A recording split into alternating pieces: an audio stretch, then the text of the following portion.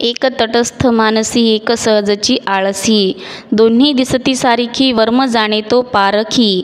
एक ध्यानी करीती जप एक बैसुनी घेती झोप, एका सर्वस्वाचा त्याग एका पोटासाठी जोग. एका भक्ती पोटासाठी एका देवा सवे गांठी, वर्म पोटी एका फळे दोन सांगे तुका.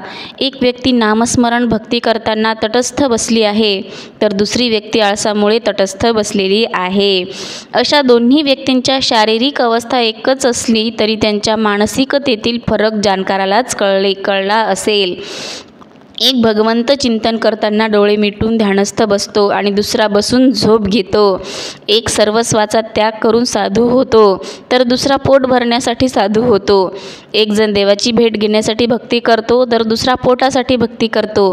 तुकाराम महाराज म्हणतात, दोघेही एकाच प्रकारचे आचरण करीत असले तरी त्यांच्यातील मनातील भाव वेगळे असल्यामुळे त्यांना फळेही वेगवेगळ्याच प्रकारची मिळतात.